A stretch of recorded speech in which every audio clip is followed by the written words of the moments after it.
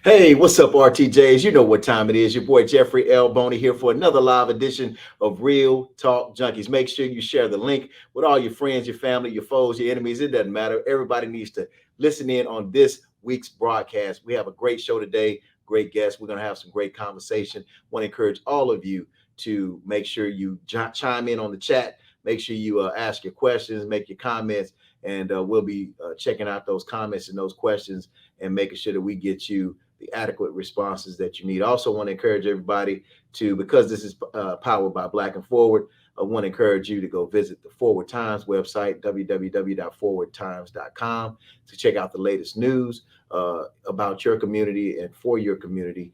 Also want to encourage you to check out jeffreylboney.com. Go get the new book, Don't Argue With Me, so that you can make sure that you don't argue with me. Once you read these chapters and get this information, you'll realize that everything that I'm talking about, this no nonsense approach to the issues that we're dealing with in the Black community, are addressed in the way that they should. Today, we're going to talk about something that's extremely important.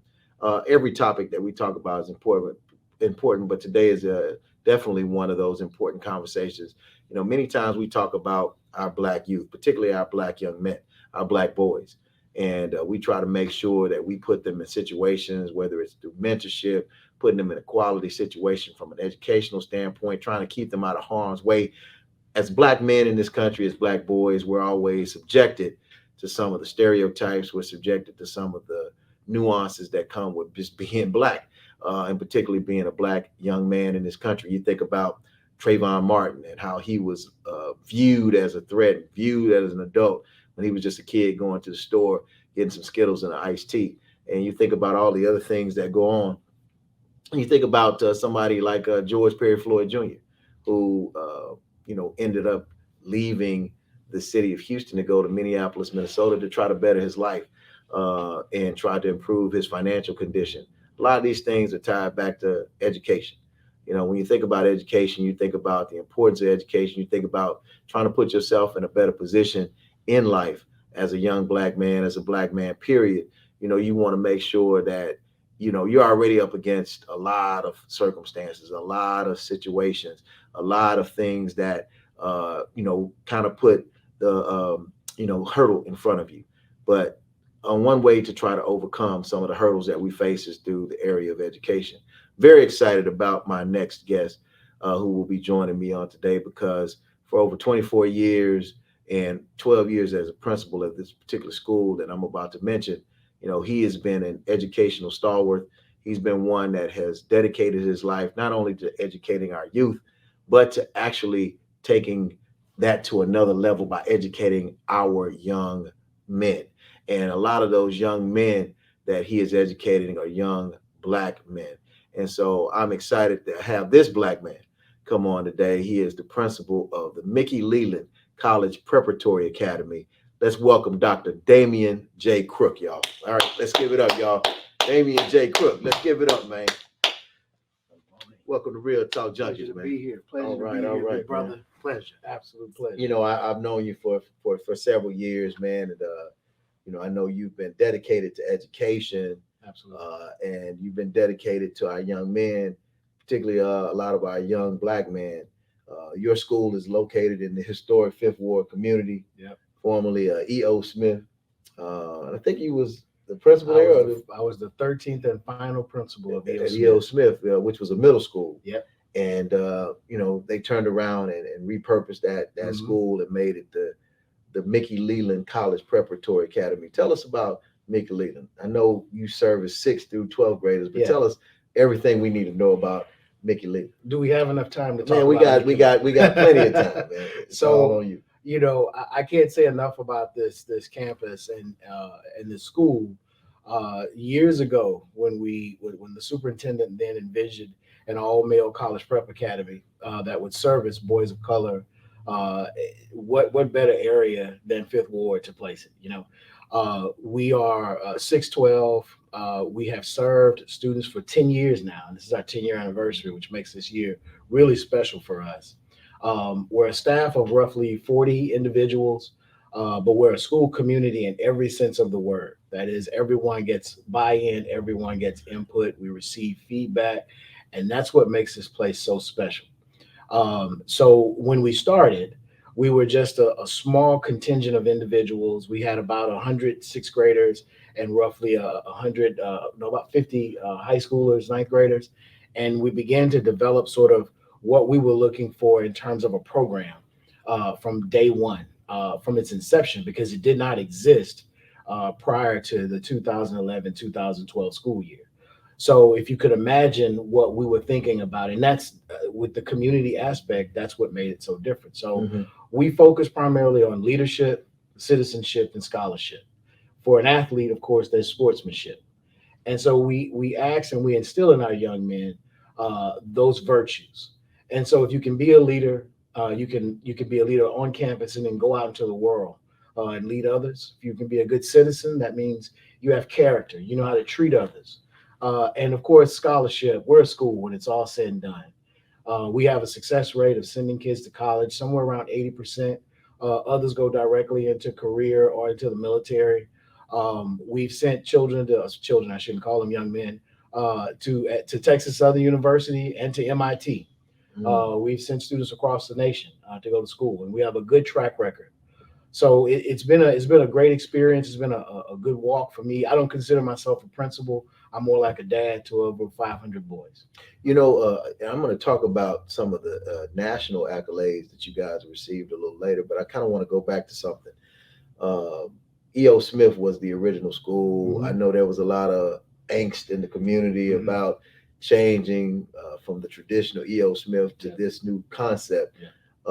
And so, talk about some of that and how you were able to, I guess, sell the community on why this was important and needed. Well, it wasn't just me. I'll say that. We depended on the then board member Carol Galloway, who attended E.O. Smith and Wheatley High School, other community leaders in Fifth Ward, to buy into the idea that we were going to replace E.O. Smith with something that they would be proud of to have in their community. And I'm not a Fifth Ward native. I've been working there almost 12, 11 years now, Yeah. but I feel like it's my second home. So the community at large, it took some time for them to get over because we were taking something that had been there for 60 years. It had educated Mickey Leland, Barbara Jordan, Joe Sample, George Foreman. And so we had a contingency of individuals that were for the school. And then there was a contingency that had a lot of questions that needed to be won over and made to understand it. And once we actually were able to get kids in the building and they saw what we were creating, then it kind of went over a little bit better. We always invite the community into the school, and we made a commitment to always offer opportunities for children in that neighborhood and a seat in Mickey Leland. I'd say right now, our overall enrollment in terms of percentage, there's roughly, I'd say maybe 10% from the Fifth Ward neighborhood, another 5% from Denver Harbor, another, say, 8% from Cashmere Gardens, which is just up the street. So we've made it a point to invite them in. We not only invite them in, we partner with Wheatley High School. I personally go and recruit at the local elementary schools so that we actually can get kids to apply to Mickey Leland because you have to apply to attend the school. So it took some time. It took some time. But once we actually were a school, not just in concept, but in brick and mortar and human bodies and teaching and learning, then it was a much easier sell. And I'm no salesman. I'm just a principal or dad, should I say? And that made the difference. That made the So, difference. so being an all boys school Mhm. comes with some different, I guess, challenges and Yeah. also a different look because, you know, traditionally, you're accustomed to attending schools that are co-ed Right. in nature. And so, although I know that there are certain colleges out there that are all male or all female, Right. and there are certain high schools or maybe certain schools in the country that are like that. It's very unique to Houston. I know right here across the street we have the girls' school, all Absolutely. girls' school, and now we have Mickey Leland. So, why go with an all boys school? I mean, doesn't that take away from the experience of what you it want them to learn going into the real world, as they say? it depends. It depends on your perspective and your perspective on education. That's the best way to say it. Scholars and researchers have discovered that boys and girls learn differently. So if a boy is here and he learns one way, and a girl is here and she learns one way, when you put them together, well, then you have a third way of learning. So what we do is we focus on how boys learn. We focus on tactile kinesthetic activities. We ensure that there are electives that they will appreciate. Not only that, we talked about sports earlier. There's a concentration there, but not just the learning aspect. We also focus on social emotional health of our young men. You may not know it, but right now in this country, there's a boy crisis going on, and that is that boys often go unheard about their feelings and their emotions and the things that bother them. But what we've done is create a safe space, a boy-friendly environment, if you will, where a boy is allowed to cry, he's allowed to be upset, he's allowed to come out of the closet if he chooses. Sometimes that happens. It'll happen at school before it'll happen to the family. And we offer support to young men so that their lives can be more enriched and their lives they can be seen as valuable. Not that having a female student around would shadow that or would mask them.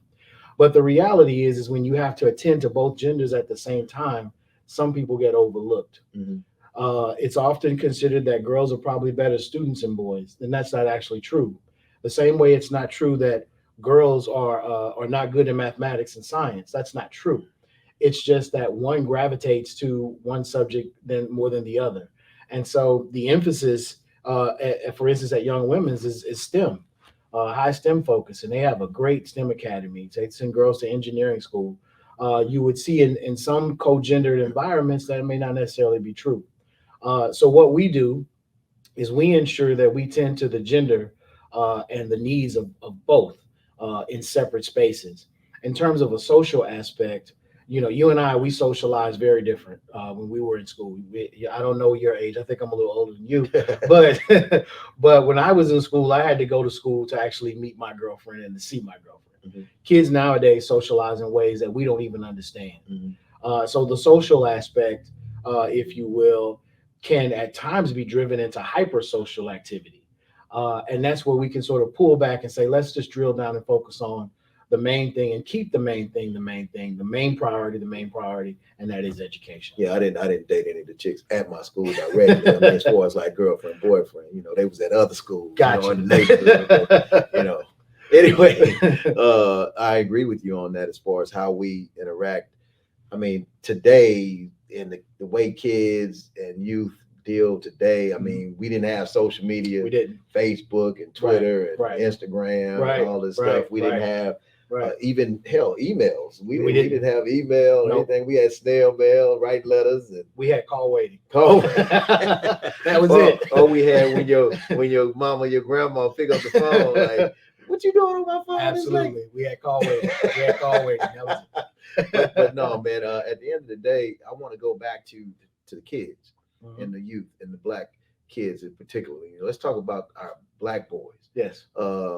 There's a stigma always tied to black boys that they are violent, that they are they don't learn well, that they're slower than everybody else, that they don't pick up on things, that they're and then there's a statistic that often is thrown out there that if a kid is not reading by the age or by third grade level, then that determines how many prisons in prison beds that they send. And I look at some of these stats that come out, man, and it kind of frustrates me when I look at all of what they say are the top schools, and then those at the bottom tier.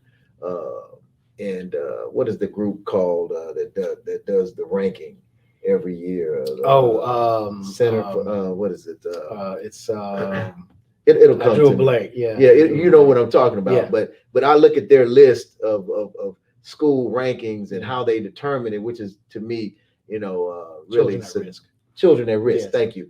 And even in the name of the organization, Children at Risk, assumes that certain groups are at risk versus others. Versus other groups. And so you look at children at risks rankings on the top schools, and it's also subjective. I mean, I don't know how they determine how they're going to score and put values on this and put values on that, but Yeah. it seems that always the schools that have the majority of minority kids, Right. mostly African American, Latino, Right. have the lowest ranking Yeah. scores. Right. You have African Americans and Latinos that attend your school. So how is it? What are your thoughts on that? Let me just start there. Going back to the first thing you mentioned, boys of color, Mhm. be it Hispanic or African American or any other minority group, are often faced with exactly what you described, and that is challenges in public education with the assumptions that are made about them as soon as they hit the door. That they can't learn like others, that their home environment is not as nurturing or as safe as others, that their parents don't care about what happens to them. The truth is that could be no farther from the truth. Is Mhm. that we all come from homes and families where we are nurtured and loved. It may not be a traditional setting. It may not be what you would expect. I may actually live with Big Mama, whereas you live with your mother and daddy. But my grandmother loves me just as much. Mhm. She values my education the same way your parents do. It's just that my grandmother grew up at a different time. So when I have to go home and need help with on my laptop, my grandmother can't help me. Mhm. The same thing is true about when we see boys that emotionally act out. That we don't deal with the root cause, we deal with the symptom of the root cause. That is, I'm dealing with him being upset and the fact that he's throwing a tantrum right now, but never what is the real problem. Mhm. Many of our students who live in poverty, who live in situations that are not the most wholesome, often act out in school. Think about it. If you wake up hungry, if you wake up in the middle of a fight, if you wake up in a very challenging situation, it's going to manifest itself later in the day. Mhm. Sometimes the first thing in the morning. Mhm. You want that kid to show up on time. You want him to have a book, a pen, and a pencil. You want him ready to turn in his homework. But the reality is he just probably suffered some trauma, and we just skip right over that as if it doesn't happen. Mhm. The real travesty is that we ignore it and we don't say something is there, Mhm. or we just give him the label he's bad, Or he needs to be in special education or he because needs he has ADHD and all these different absolutely, labels that get placed on him. absolutely. And so and you mentioned identifying children who read behind grade level by third grade. I think there is some truth to that in some parts of the country. I can't say that for Texas. But the truth is that if you start off with a two-parent household and they're reading to you every night as a 4-year old and a 5-year old, you go into first grade with an edge on me. As opposed to me, I have to go to first grade, and that's where I learn to read. That's where I learn my letter recognition, phonics, those things, right? So I'm slightly behind you. So that means as a cohort, you're ahead of me. Now, we both know that if I look a certain way or if I'm a certain demographic, you're going to be slightly ahead of me. It's going to look like I'm behind because of my color, Mm. not because of the symptom, not because, well, Mhm. I didn't have books in front of me. Right. I didn't go to the library.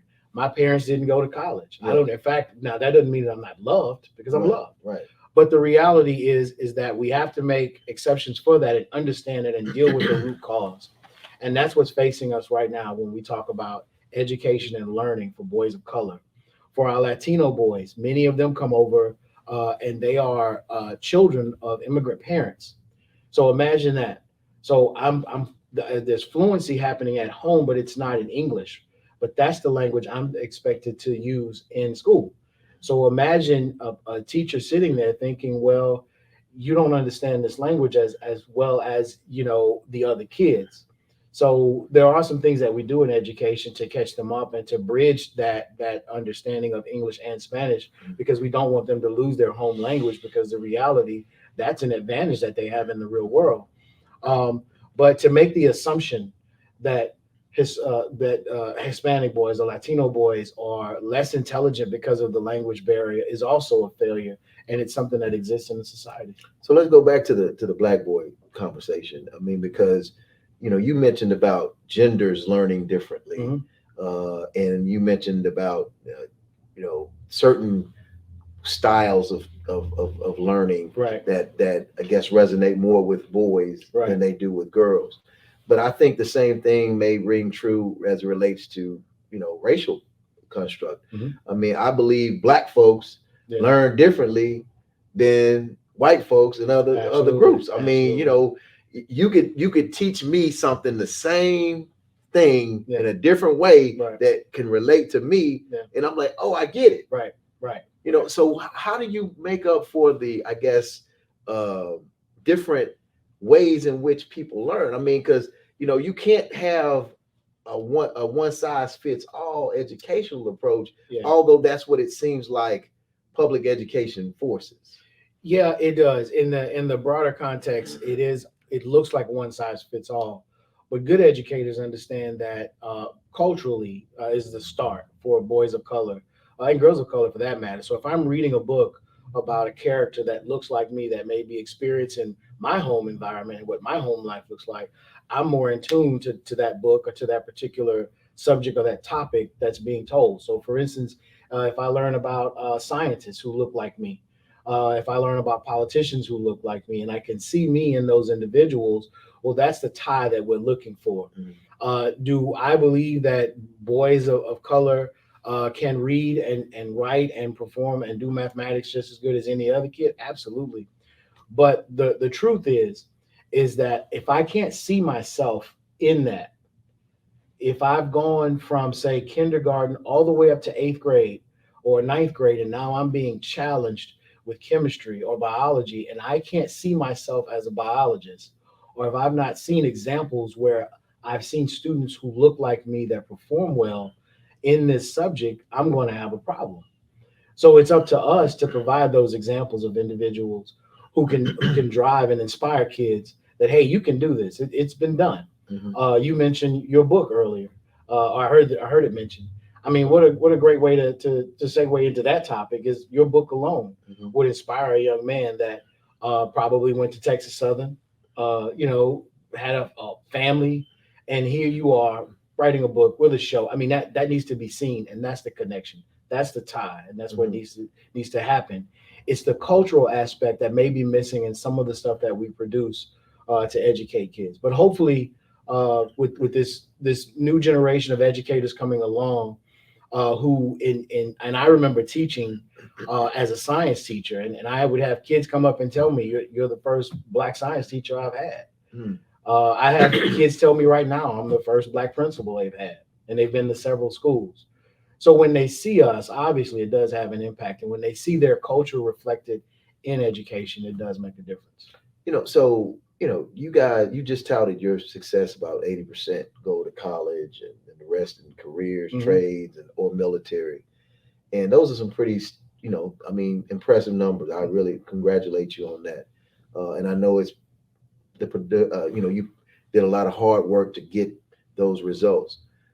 But why is it then that other schools are You not know, producing in the same way? They can say that 80%, or is it because you have a more selective group of individuals Mhm. that you know lead to that success, or and everybody else has to just take whoever Yeah. they get? Or I mean, I'm just saying it Yeah. just seemingly like, why can't you copy and paste it? I look at some of these schools like LeBron Yeah. in Ohio. They talk about Yeah. his school where 100% Yeah. of the kids, the boys, Yeah. Yeah. graduate.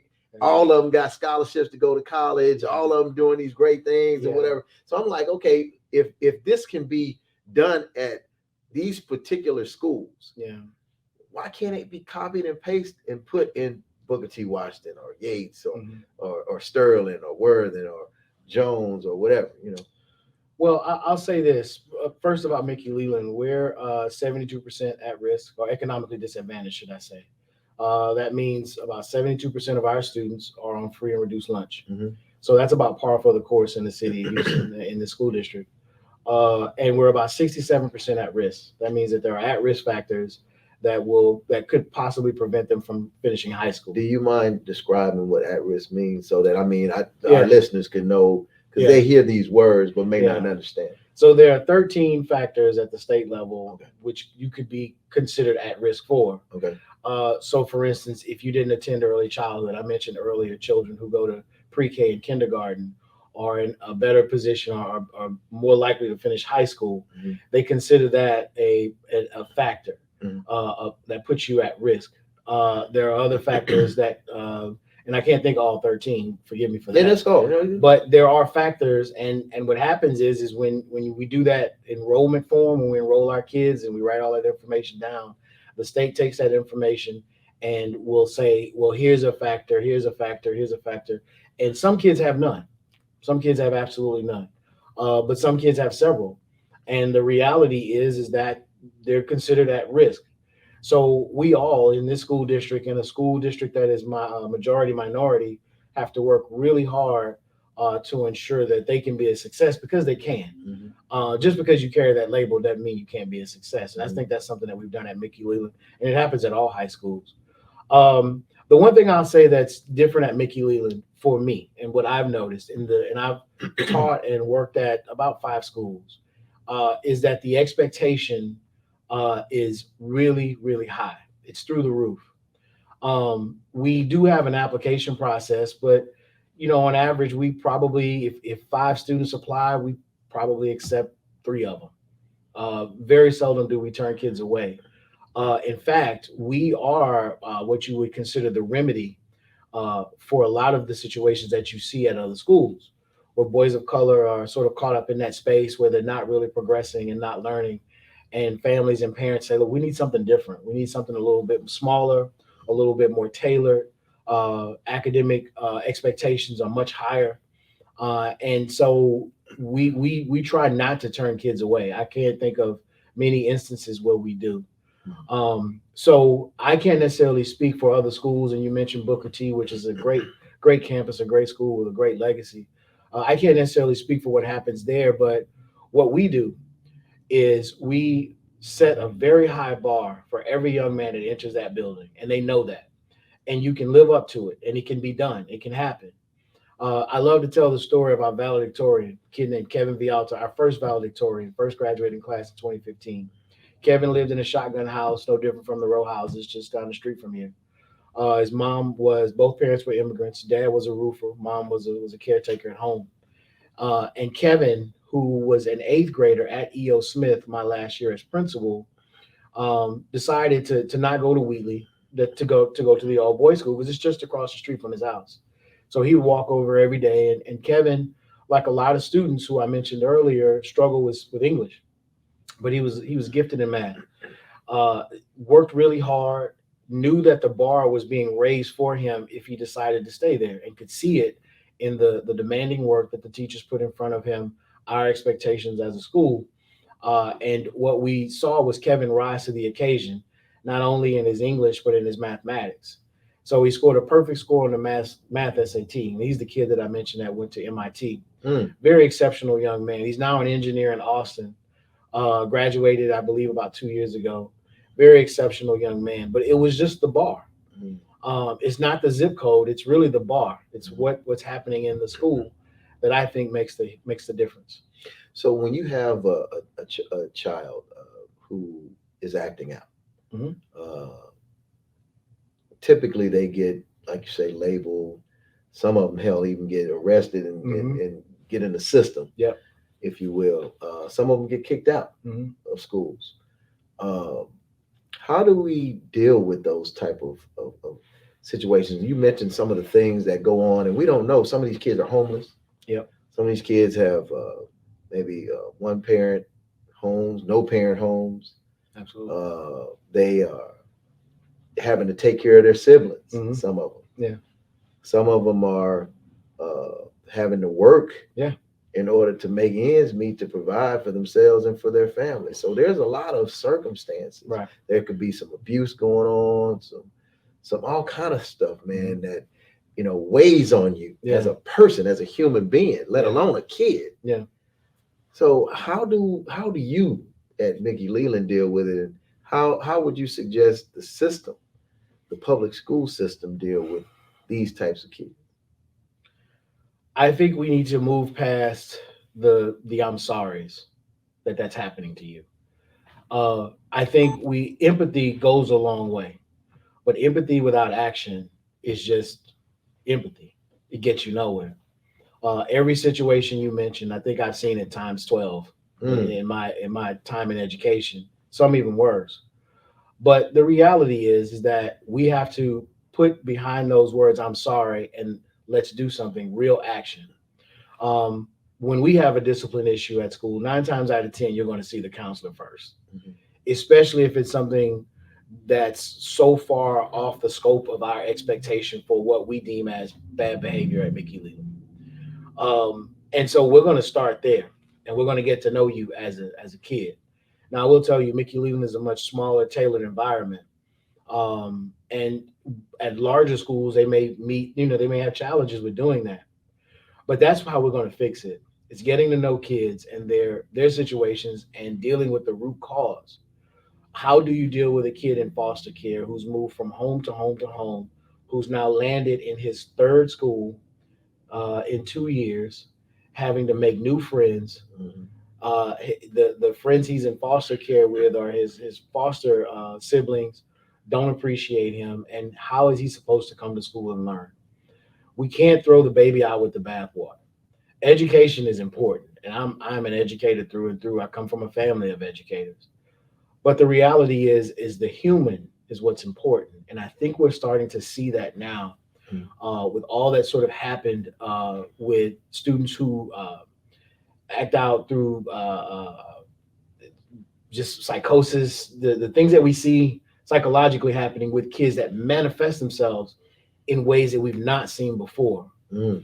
And I'm not going to bring up Uvalde in the way that most people are bringing up Uvalde right now, but what we saw is a symptom of a much bigger problem. And had we been able to get to that problem, then we might have not had that tragedy. Mm. So that's what we have to do. We have to literally make emotional health. You and I took health in school. Mhm. Health was good. And I learned a lot about health, Mhm. washing my hands and first aid and girls and all that. But we need to take mental health and put that on the schedule. Mm. You need to see a counselor daily, a therapist weekly. You You say need to, daily. well, Wow. some kids do. There Yeah. are some kids Yeah. that need to see that person daily. Yeah. It is a reality, even if just to say, hey, how you feeling today? Yeah. I know you had a problem the other day. Let's just kind of talk about it if you got some time. Mm-hmm. So what? He's going to miss the first 10 minutes of algebra. Which would you prefer? A kid dealing with a home situation that's going to prevent him from learning the entire day, or a kid who's going to spend 20 to 30 minutes talking to his basketball coach, to his therapist, to his counselor, to his principal, to the front desk receptionist about the problem that bothered him the day before? And maybe we discover something, and that person take that information and get him the help he needs. Wow. That's deep, man. I think that anybody who's listening that Mhm. is in any school district should listen to that suggestion that you gave, and we need to figure out why that's not a priority. Right. Or if it is a priority, we need to make sure that it becomes a priority on the budget. Right. Right. Because I mean Absolutely. that's really at the end of the day what Yeah. it boils down to. Yeah. The, Yeah. the monetary aspect of I instead agree. of putting these what do they call these officers in the schools? School Resource resource officers. Yes. officers. Instead of putting them in the Yeah. schools, not saying that they're not needed, Right. but instead of just having 20 resource officers, what about that one health Yeah. therapist, that mental health Yeah. therapist or counselor that you just talked about Yeah. for And each school? yeah. And even before you can, I mean, and if you We can't used do to have that, nurses. yeah, nurses, and then we still have them. And the thing that we're doing now, and I can say this about our school district, is it is a priority. If even if we don't have a counselor or a social worker, we have resources outside to help families and actually come into schools and work with kids. We train our entire teaching staff. We train the resource officer how to deal with individuals that may be having a really bad day that hadn't committed a crime. We look for telltale signs, and we monitor kids. So it's not just it wouldn't all fall on the shoulders of a social worker. Right. It's really everybody's responsibility. Mm-hmm. Just imagine hypothetically if one day we didn't have enough food in the school for everybody for lunch. We only had enough food for everybody. We would lose our minds running out to McDonald's and Burger King and Little Caesars grabbing food to bring it back to feed the kids. Well, the same thing is true about mental health. We need to actually make that a priority. It needs to be a 911 every single day. That every kid that arrives is if they're in a mental state that needs to be adjusted and needs some attention, they get it. It needs to be a priority daily. Yeah. Yeah. So let's get back to MCLPA. Uh-huh. So you all have some very unique and exciting things going on. Some things that I know I've written about in the Forward Times Right. for several times. And I mentioned earlier about you all receiving national accolades and recognition. Talk about some of the exciting things that you guys and unique things you all have going on and that national recognition. So this year is our 10th year, and we have celebrated success every single year at Mickey Leland. Years ago, I'd say about 5 years ago, we were ranked number 2 in the nation for small schools by USA Today and World News, and so that was pretty exciting, a pretty exciting time for us. In fact, every year is exciting because of the high levels of teaching learning that takes place in the building. At the state level, we're ranked in the top 5%. I'm sorry, top 10%. And here locally, we're usually ranked pretty high with the small specialty schools that HISD has to offer. And they usually group us. So there's the smaller specialty schools that are sort of magnet, and then there are the larger comprehensive schools. So they kind of compare apples to apples. We've had a great number of students go off to college and do great things. As I mentioned, we've had several graduating classes that have actually graduated from college. This year, we were lucky enough and fortunate enough to hire 2 of our alumni to come back and actually teach. Oh wow! Yeah, so we've hired two of our one young man from the class of 2015 who graduated from Fisk University, and another student who graduated in 2016 who I believe graduated from Addison University in Ohio. So it's really a special place when your alumni fall back. They had that much. They were impacted that much by the school that they wanted to come back and give back to the school that gave them so much. Absolutely, and it's a great circle around to that community concept that I mentioned. That it's a school community in every sense of the word.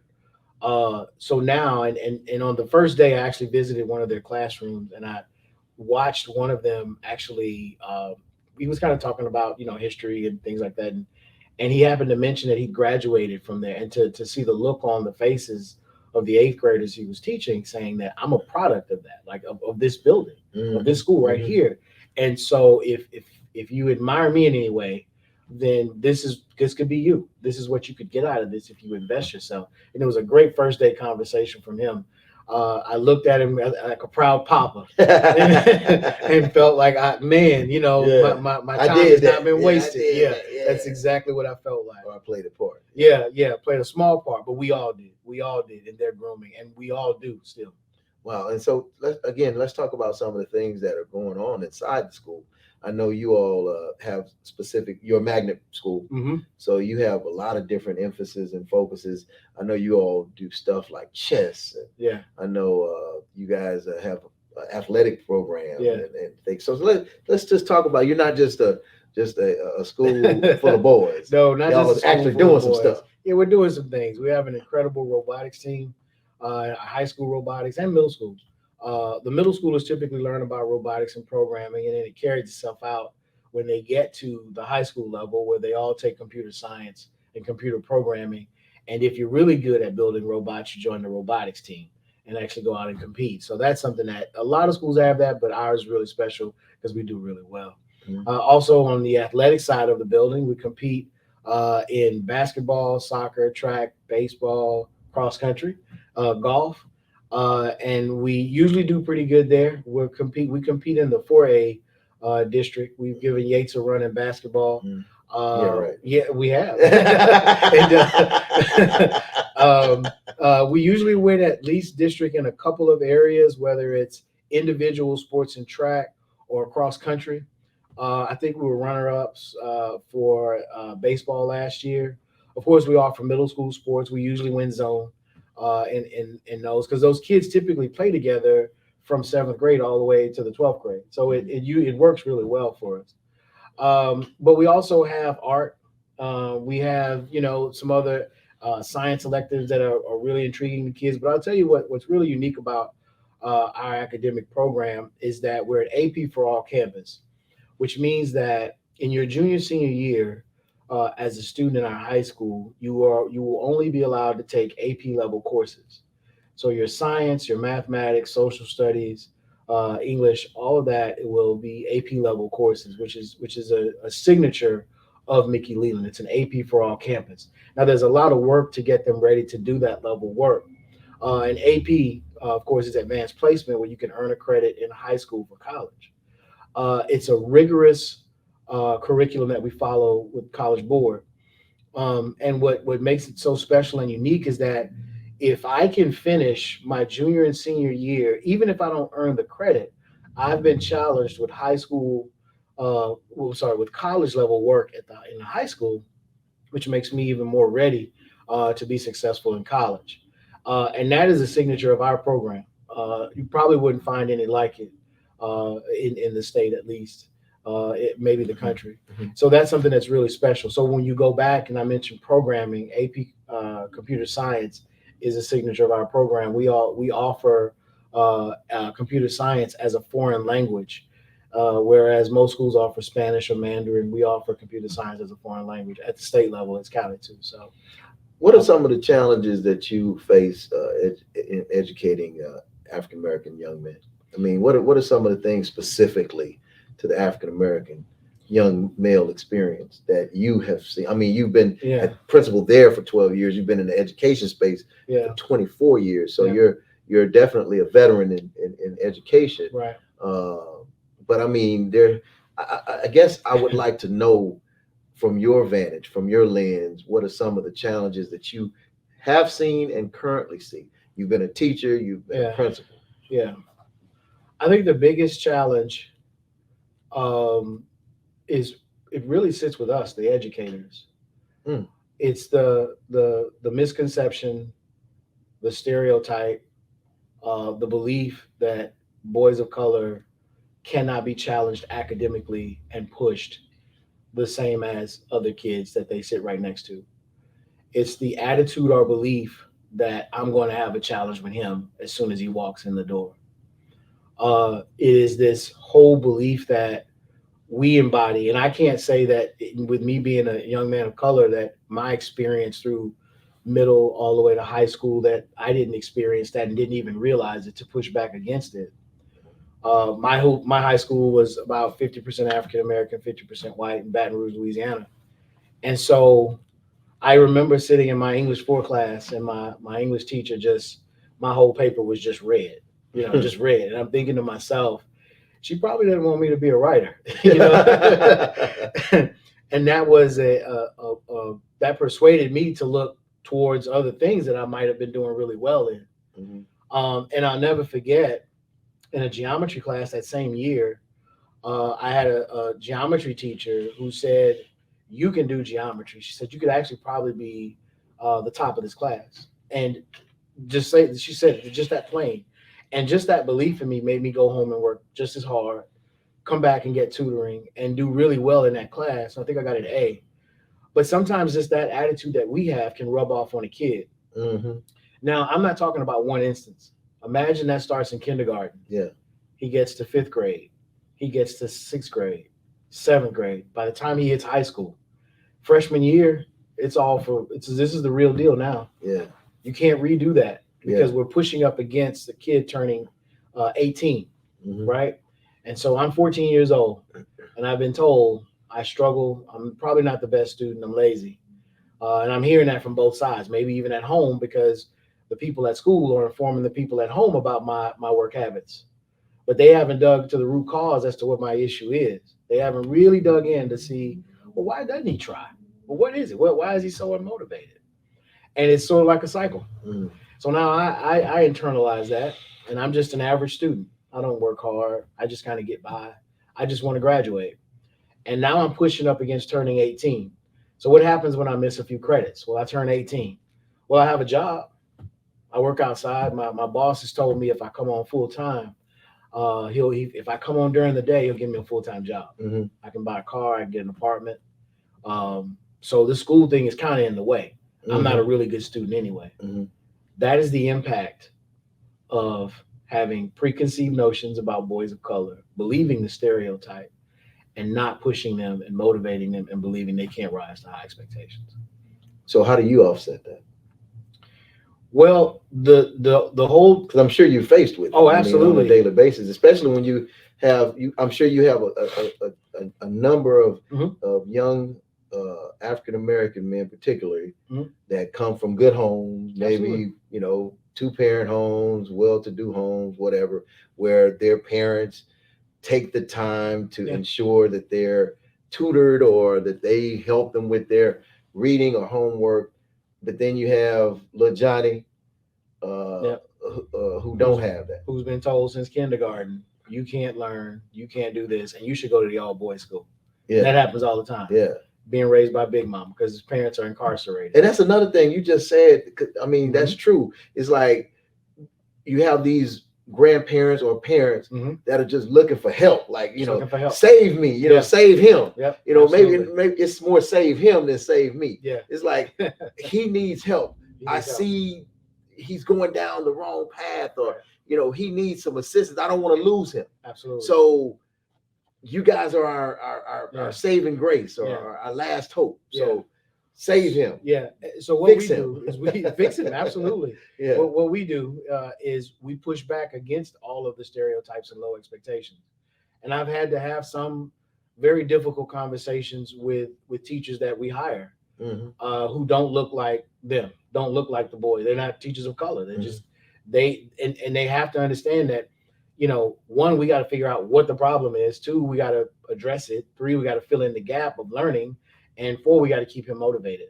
And we got to do whatever it takes. It's on us. hmm Children typically, and I hate to say this, but they're not responsible for the lesson plans, for the teacher training, professional development, the attitude that teachers have. They're responsible for getting there and being ready to learn. hmm It's up to us. hmm So sometimes it takes a very curt conversation with our teachers about what our kids need, especially boys of color, especially if they are being challenged by a boy of color. Like, let's just go ahead and let's just put everything aside and deal with what's sitting in front of us and not pretend like it doesn't exist.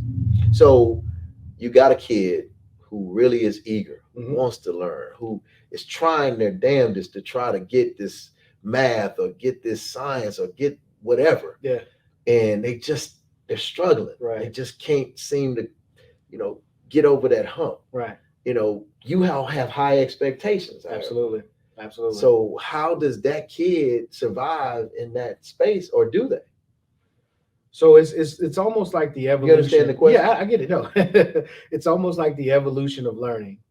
I would harken it back to this old adage that a teacher once told me. A mentor teacher of mine when I first started. I'd graduated from the greatest university on the planet, which is Texas Southern University. Absolutely, I would have to agree. And I'd had my biology degree in my pocket. I was working on my master's in biology, and I was on my way. But I was going to teach middle school science. And so I go in with all my experimentation and all this stuff that I was doing. And my mentor teacher came by and she watched me and she said, that what you're doing right now is great for a college class and probably a bunch of students off somewhere, not sitting in this room. But what you need to do is put the hay down where the horses can eat it. Mm. And that's the evolution that sort of happens is if you feed a horse just down here where they can grab the hay and slowly raise that hay up as they're eating and feeding on it, before long, that horse's neck will reach up. And now I can feed this horse where I want to feed it instead of having to drill down and to say, here, eat this stuff down here off the ground. Mm-hmm. I can feed you up high. I can give you what's good. I can give you the freshest stuff. I can push you to places you've never been, where you never thought your neck would ever stretch. That's how you raise expectations. Mm-hmm. That's the difference. And so for those individuals, because I'm sure that there are some parents Mm-hmm. who you probably had to have some difficult conversations with as Mhm. well about their child. Yeah.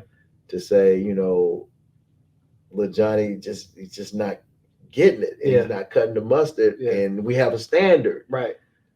Talk about those conversations. Like, I mean, Yeah. And if they're pushing back saying, I want him here. Yeah. The truth is we want him here. Mm. We do. But there's everyone's bag is different. And what they need to tool up with, what we're going to stick in his backpack. He might need intervention and tutoring on Saturdays. Are you committed to bringing him? we're not responsible for this gap in his learning. Yeah. He came here like this to us. We've identified the problem, we've diagnosed it, and we've written you a prescription. Are you going to take the medication? Hmm.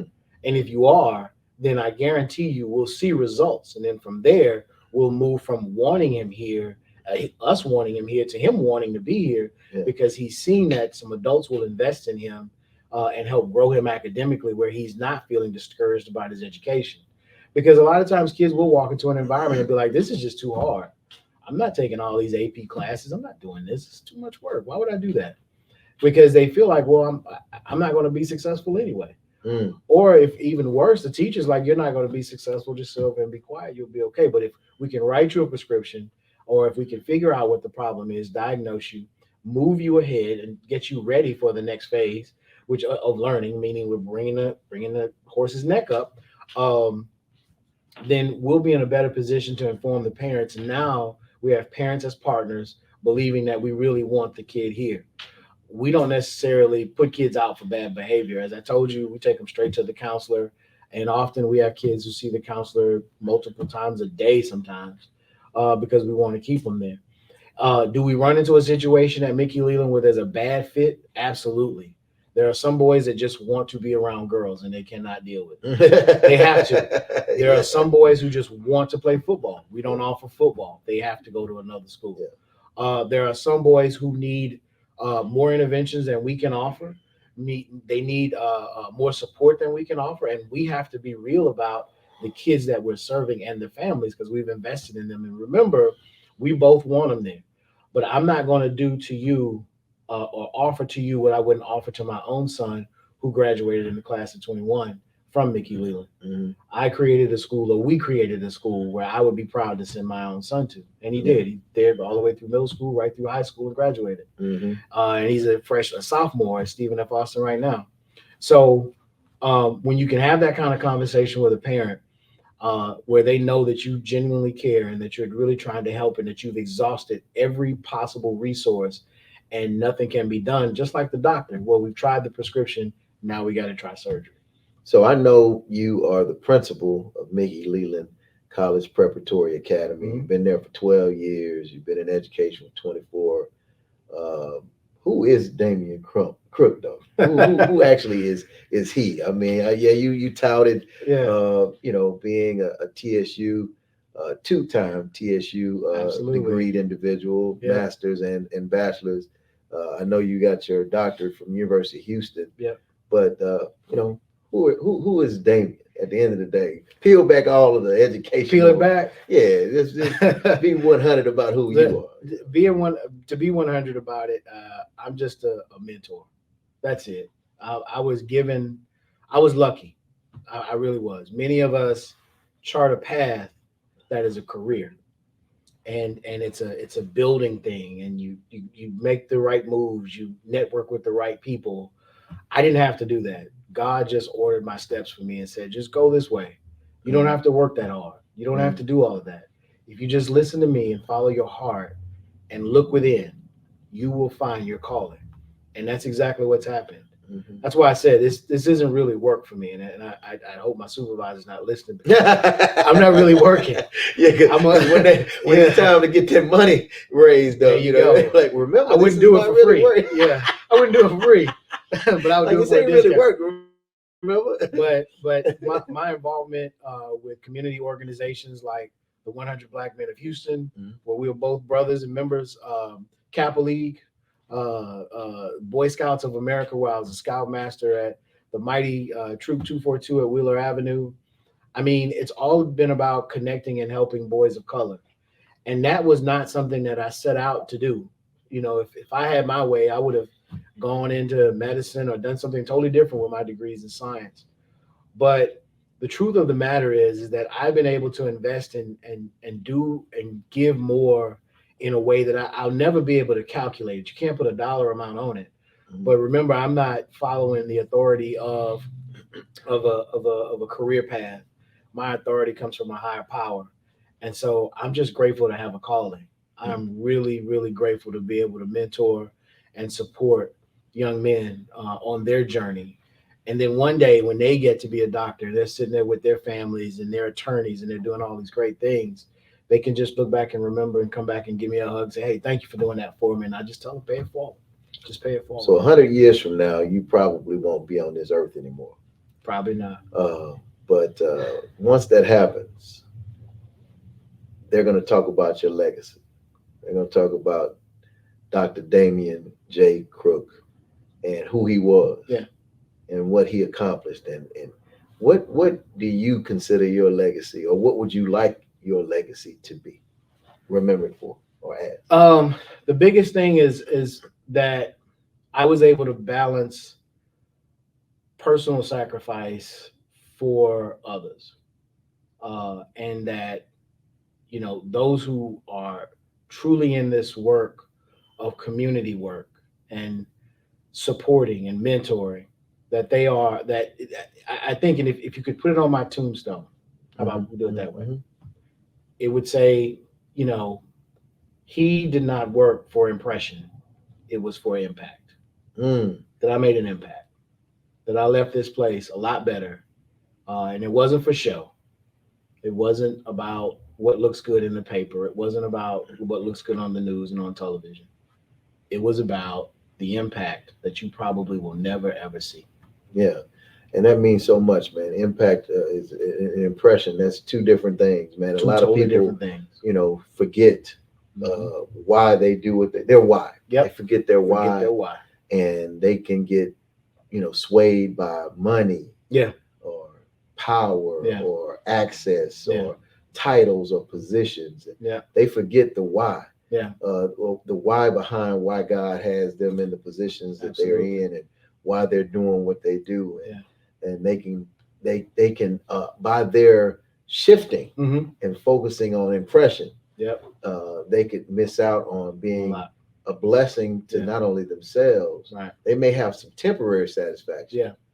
But long term, when you talk about legacy, people will always remember the impact that you made, both internally and externally. Absolutely. On their lives and on the lives of others. Absolutely. Anyway, man, great having you on Real Talk Junkies on the Glad day, to y'all. be here. We're about to get up out of here. As always, a great show, great conversation. Want to encourage you all to check out this broadcast again on YouTube. Always check it out, the Forward Times YouTube channel, and make sure you check it out next week. We're going to have another exciting conversation, another exciting guest, and want to thank you, Dr. Damieon J. Crook. How can people find out more about Mickey Lee? Is there a website? Follow us on Twitter, M Leland Prep.